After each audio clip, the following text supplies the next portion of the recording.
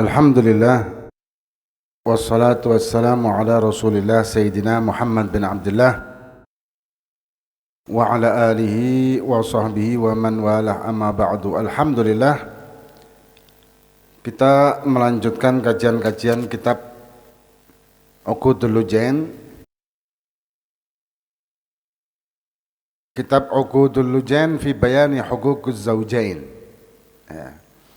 yang dikarang oleh Syekh Nawawi Al-Bantani rahimahumullahu ta'ala. Uqudul Lujain adalah kitab tentang masalah hubungan antara suami istri. Hubungan suami istri. Karena penting kita mempelajarinya, sebab banyak orang berumah tangga ternyata tidak paham tentang hak dan kewajiban masing-masing. Suami punya hak dan juga punya kewajiban. Istri punya hak dan juga punya kewajiban masing-masing. Nah, ketika sebuah rumah tangga dibangun dengan landasan hukum-hukum syariat Allah Subhanahu wa taala sesuai dengan aturan Allah Subhanahu wa taala, maka rumah tangga itu akan menjadi rumah tangga yang sakinah, mawaddah, warahmah. Rumah tangga yang bahagia, rumah tangga yang awet dunia dan awet akhirat. Ini kan yang dicari sama orang. Rumah tangga dunia akhirat. Ya, rumah tangga dunia akhirat.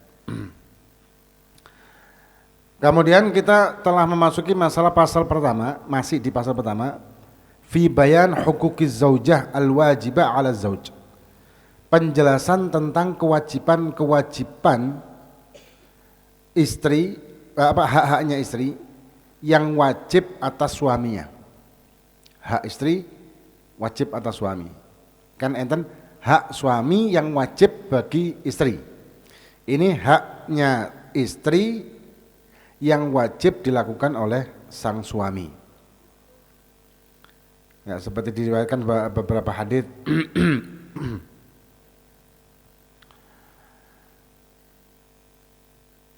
Inna min akmalil mu'minin imanan ahsanahum khuluqa wa altafahum bi ahlihi.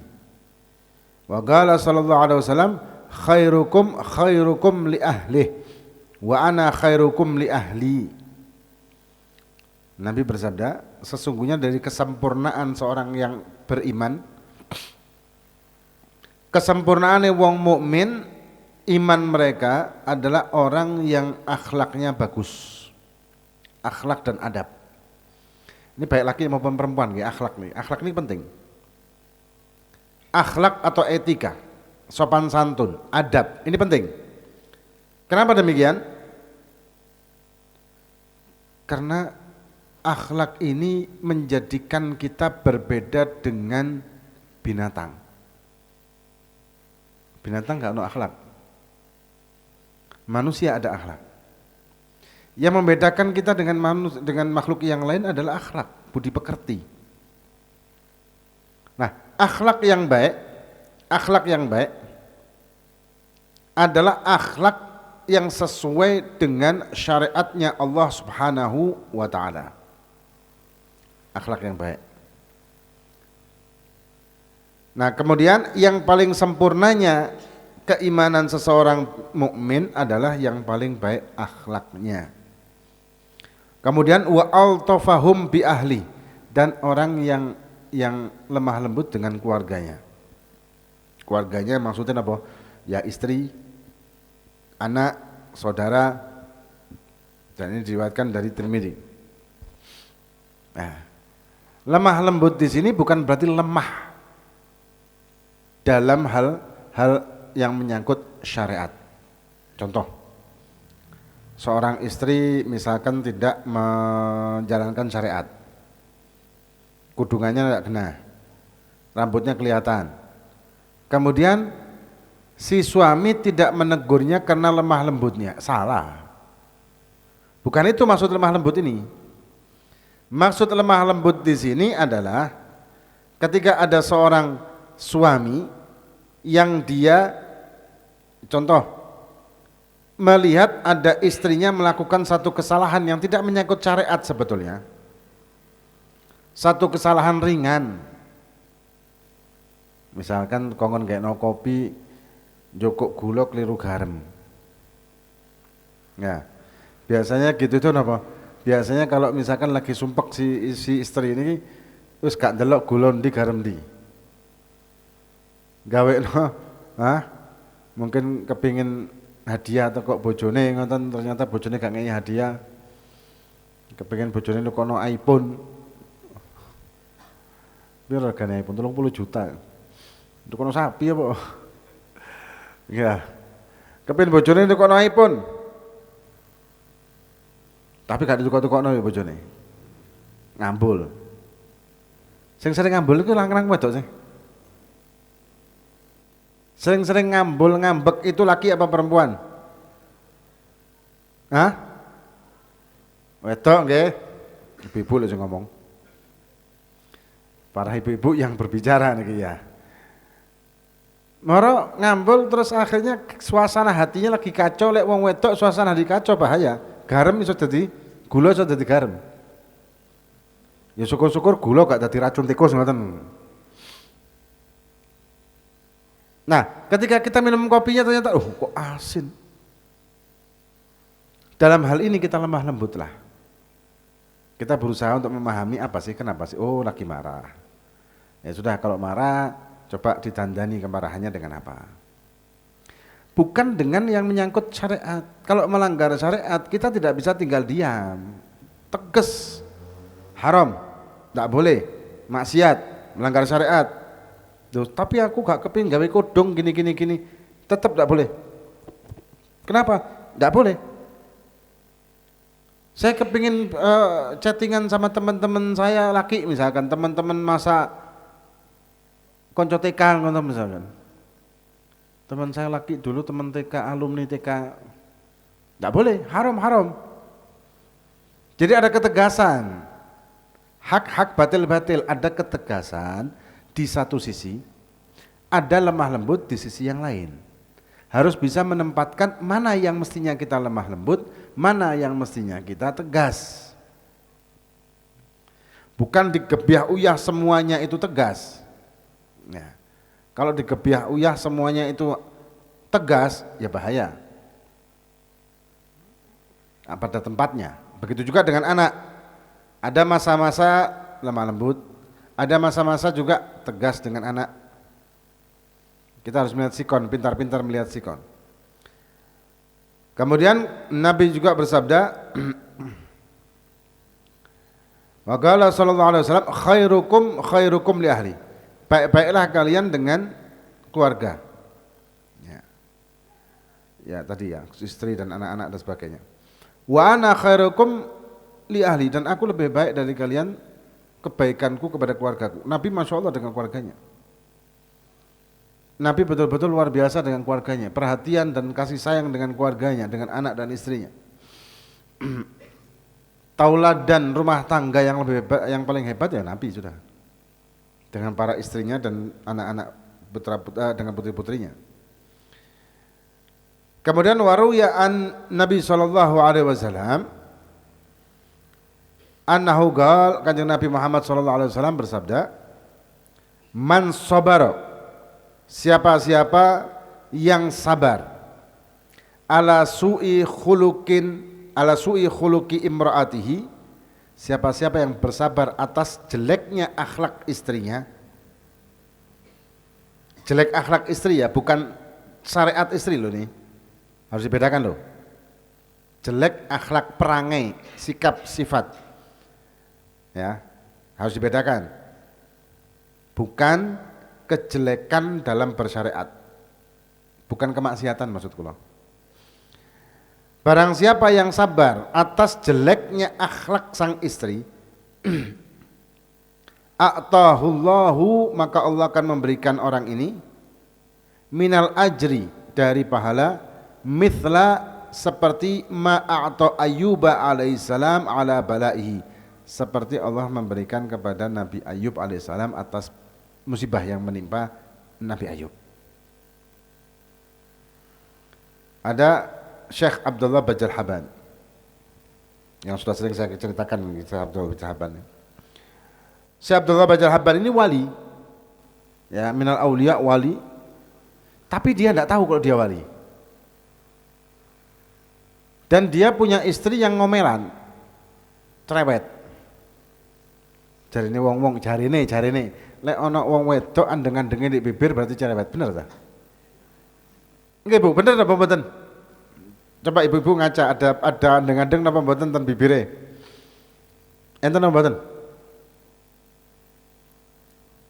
Tirase ngoten cerewet, nggih. Oh, nggih ya.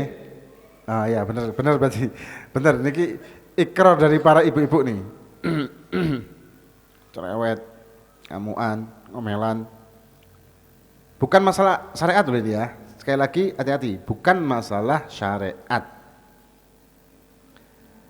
Kemudian Syekh Abdul Bajal Haban ini sabar.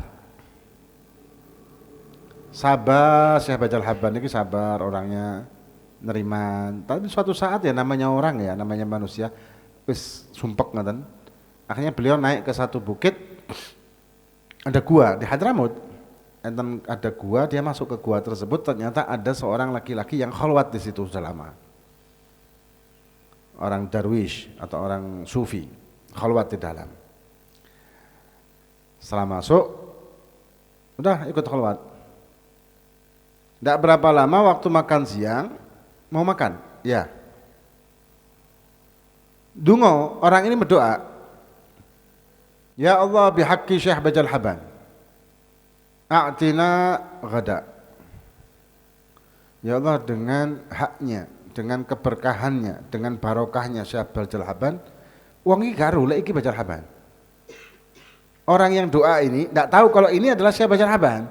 Ya Allah dengan barokahnya Syekh Bajal Haban, berikan kami makan siang.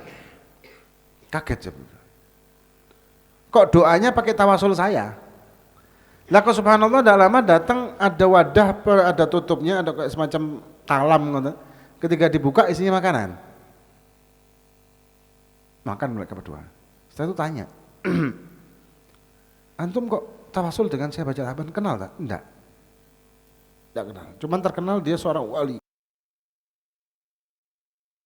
Dia wali besar, wali mastur, dan dia jadi wali karena sabar dengan istri yang ngomelan tadi, yang akhlaknya jelek. Maka itu para ibu-ibu kalau ingin suaminya jadi wali,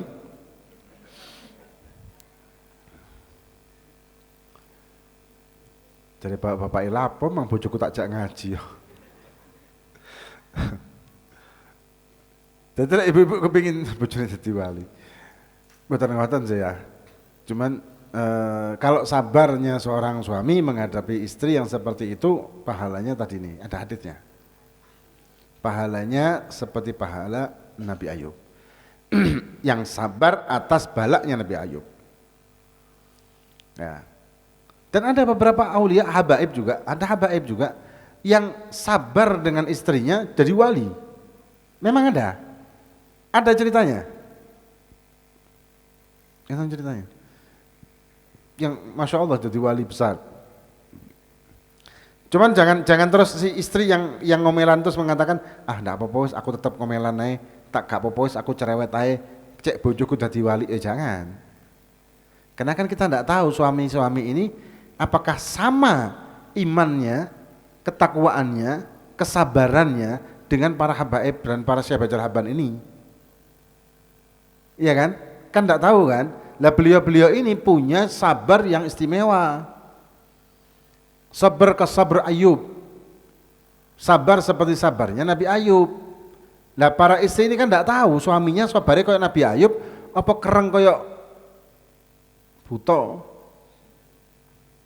Kan enggak tahu hatinya suami seperti apa. Jangan membiarkan ketika sang istri punya perangai jelek, jangan dibiarkan. Sang istrinya maksudnya ya, jangan dibiarkan. rubah karena tidak tahu suaminya seperti apa. Satu, yang kedua kan istri juga kepingin pahala. Masa suami aja yang berpahala? Istri juga ketika sabar, ini nanti ada bahasan. Istri yang sabar seperti apa?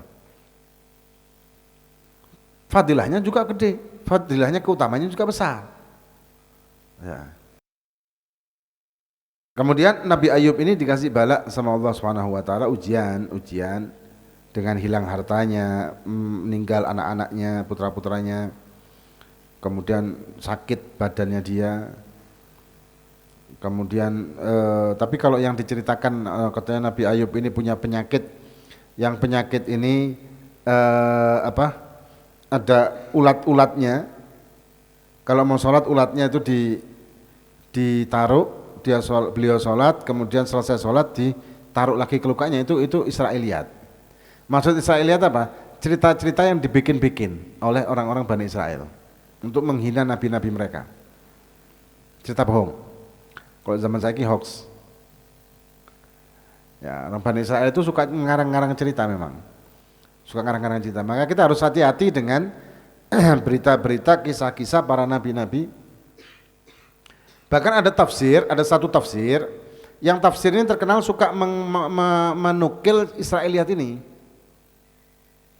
Nah, tentang berita Israiliyat ini kata guru saya Luhaim Ali Masyhur, nahnu la nukadzibu wa la nusaddiq. Kita tidak membohongkan maupun tidak membenarkan. Kalau selama ada ditabayunkan gitu, selama tidak bertentangan dengan fakta atau mungkin tidak masuk akal atau gimana, itu maka ditolak. Kalau bertentangan dengan fakta maksud saya.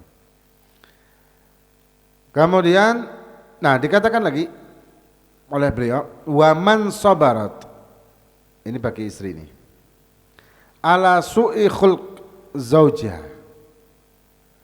barang siapa yang sabar atas jeleknya perangai suaminya. Nah ini sebaliknya, suaminya ngomelan, suaminya ngamuan, suaminya ngambulan, apa mana biasa nih? Suaminya gak tahu atus. Apa mana? Jeleknya akhlak suami dan istri sabar dengan jelek akhlaknya suami, maka a'tahallahu, maka Allah akan memberikan si istri ini minal ajri, dari pahala, mithla thawab Asiyah mimra'ah Fir'aun, seperti pahalanya Asiyah istri dari Fir'aun. Asiyah istri Fir'aun ini termasuk wanita yang salihah, dan Allah mengganti ya yang dikumpuli sama Fir'aun itu diganti oleh Allah dengan jin yang diserupai dengan Asiyah ini. Jadi Asiyah ini selamat, masih suci. Dan Siti Maria Nabi Musa itu dirawat sama Asiyah ini. Dan termasuk wanita penduduk surga. Asiyah, Siti Khadijah, Siti Fatimah itu penduduk surga. Termasuk penduduk surga.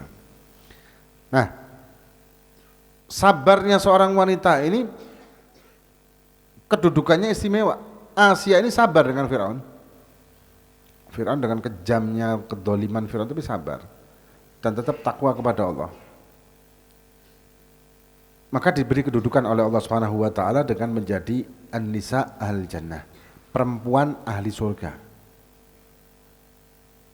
Nah, kemudian ada satu hal lagi yang Anda sampaikan kemarin waktu Jumat Wage MTI ini. Kadang kan banyak orang yang menunggu kebaikannya dia ini dari kebaikan pasangan hidupnya. Yang Anda contohkan kemarin kan, banyak kan orang kepingin kamu coba tirulah akhlak Siti Fatimah. Seorang suami mengatakan kepada istrinya, tirulah akhlak Siti Fatimah, belajarlah seperti Siti Fatimah berakhlak dan beradab, dan bagaimana Siti Fatimah kepada suaminya? Istrinya jawab, aku akan menjadi seperti Siti Fatimah kalau kamu seperti Imam Ali. Ya, banyak kan?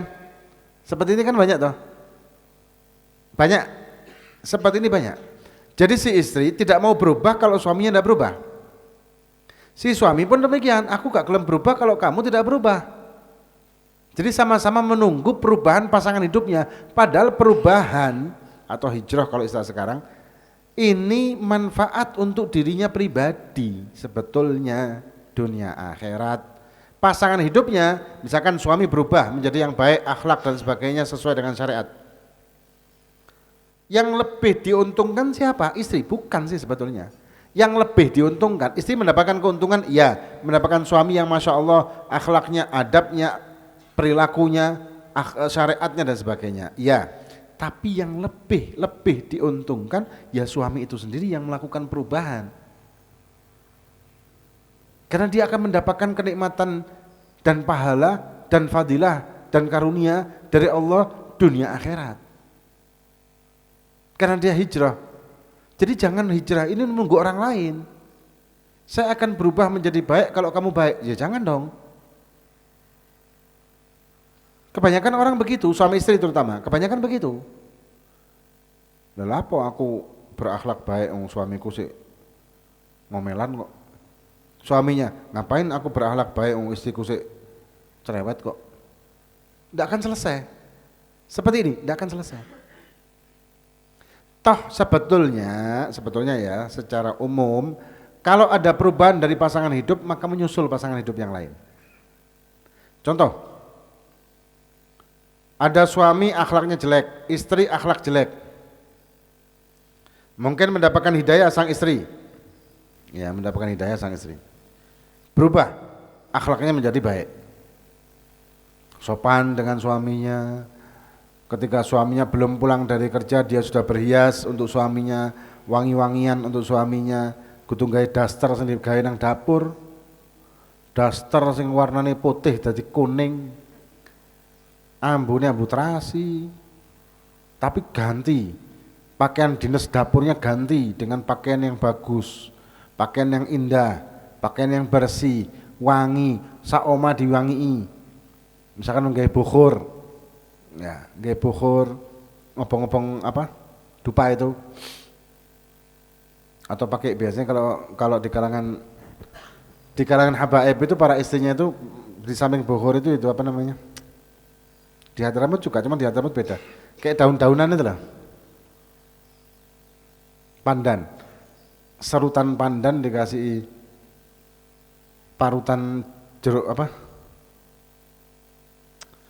sih, jeruk purut, nggih, kudu jeruk nipis kayak rujak lah. Parutan itu ditaruh di kamar, jadi wangi seger. Ya, kasih dupa. Kudu mlebu mambu pasing kabeh. Ompole anake gak dibersiheni. Malah pempese anake digletakno ndek jeding. Malah engko ono apa bantale ono petahe ngoten. Gak dibersiheni. Ambek ambu apuk kabeh gak. Ya sumpek kan bojo. Wis mulai kerja kesel-kesel delok kaya ngoten. Kasure begitu turu pasir tok. Gak tau dikebasi. Ya sumpek kan? Tapi ketika istri berubah seperti itu menjadi rajin, gak ngamputan-ngamputan, gak kempros. Apa bahasa Indonesia kempros ini? Jorok, gak jorok. Ya, berubah menjadi indah, wangi dan sebagainya. Maka suami ketika pulang lambat laun suami ini akan berubah juga. Suami datang ngulurkan tangannya duluan, mencium tangan suaminya, walak-walik ping pitu misalkan. tergantung apa jari istri, tergantung apa lah duwe piro, sak walik 1.000 ya, ping pitu 700 bangkrut suami. Cium bolak-balik kepada suaminya, takzim, Kemudian menyiapkan anduknya suami, menyiapkan misalkan suami punya pakaian untuk di rumah gitu ya, misalkan sarung atau kaos, disediakan sudah ready di kasur. Suami setelah selesai mandi pakaiannya wis tinggal gak jupuk di lemari. Kadang-kadang masalah juga suami jupuk di lemari. Suami lek jupuk pakaian di lemari biasanya langsung ditarik kan, brodol kabeh. Istri ngamuk, angkaten kata. Lek jupuk niku diangkat, kudu ditarik, lek ditarik brodol kabeh didukur guling. Nggih Bu. Ibu-ibu Ibu-ibu biasanya pergergeten lek suami itu jokok pakaian di lemari ditarik. Tapi dia akan nyepak wis. Suami suka kopi dengan kadar gulanya sekian-sekian, misalkan ukurannya takaran begini-begini, sediakan wis adus seger segala macam nyepak. Walaupun mungkin hari pertama suami kaget, kon kesabet apa?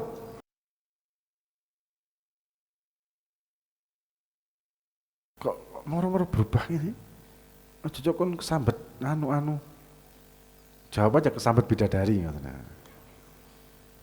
Kok kesambet bidadari wajahmu gak berubah katanya. Kesambet bidadari kok saya tetap elek. Ngoten jangan digitukan. Mungkin hari pertama dia kaget. Ya, hari pertama kaget. Hari kedua seperti itu, merasa nyaman suaminya. Hari ketiga, keempat, seterusnya merasakan kenyamanan, berubah akhlaknya suami. Berubah. Kecuali suami yang sakit jiwa. Lek suami sakit jiwa, ya gak bakal berubah, ya memang sakit jiwa kok.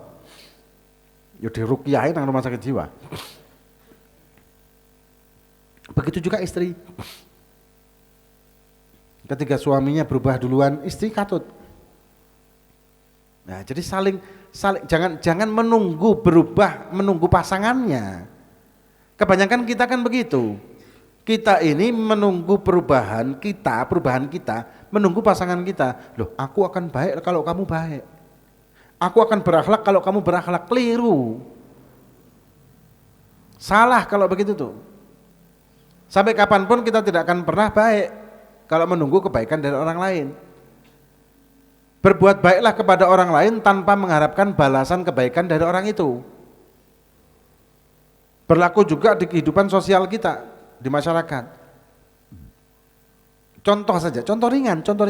Ketika kita berjalan di pakai mobil atau motor, ada orang nyebrang atau mobil atau mau putar balik atau apa. Kita berhenti ngasih dia lewat. Jangan berharap kalau saya putar ada yang begitu kan. Jangan. Karena kalau kita berharap seperti itu dan ternyata selama kita di jalan kita tidak pernah dikasih kesempatan atau jarang dikasih kesempatan sama orang untuk lewat, kita nunggu benar-benar sepi baru lewat, maka kita tidak akan pernah berbuat baik kepada orang. Paham maksudnya? Ini contoh ringan yang terjadi di keseharian kita.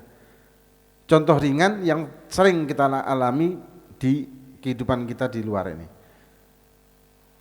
Kan zaman dulu berbeda ya, zaman sekarang ini kayak orang itu kayak buru-buru gitu.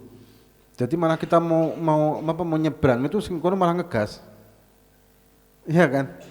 Dan kita juga kan sering begitu. Tapi ketika kita ngasih jalan orang, kita berhenti lewat tak apa-apa. Tapi jangan mengharapkan kalau saya seperti itu posisinya, kalau saya mau nyebrang posisinya, tolong ono sing mandek. Ternyata gak ono sing mandek, ya wis aku gak mandek pisan. Jangan. Intinya jangan menunggu orang lain berbuat baik kepada kita baru kita berbuat baik. Ketika kita berbuat baik, jangan menunggu balasan dari orang itu untuk atau siapapun untuk berbuat baik kepada kita. Wong kita berbuat baik kepada siapapun itu keuntungannya buat kita kok. Meskipun orang itu didolimi sama orang lain, tapi dia tetap berbuat baik kepada siapapun. Keuntungannya siapa? Dunia akhirat dia, pribadinya dia. Ya. Jadi suami istri jangan menunggu perubahan dari pasangan hidupnya untuk menjadi baik, untuk menjadi sabar, untuk berakhlak, untuk berkhidmah kepada pasangan hidupnya atau menyenangkan atau membahagiakan pasangan hidup, jangan menunggu dia mendapatkan baru dia kasih. Tapi kasihlah. Andai kata istri atau suami yang punya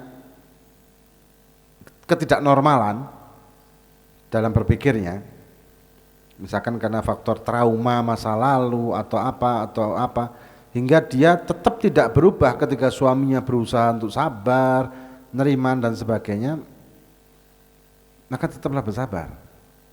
Walaupun tidak ada perubahan, tetaplah bersabar. Karena kita pertama memang tidak mengharap dia untuk berubah karena kita, tapi kita ingin berubah untuk dia dan Allah. Maka kita akan mendapatkan keuntungan yang luar biasa dunia akhirat.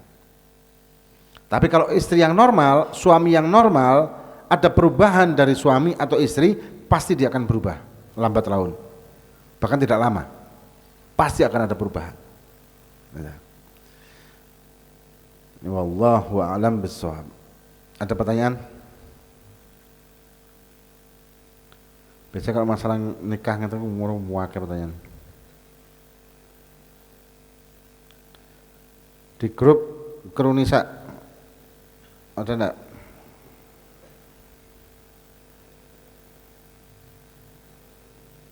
Enggak ada. Ada pertanyaan nih? Enggak ada. Tumben. Mestinya bab nikah iki kasih takok. Apa wedi?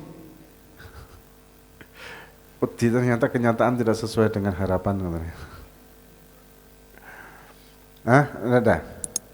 Ini di Instagram juga enggak ada. Di para ibu-ibu juga tidak ada. Wallahu a'lam bishawab.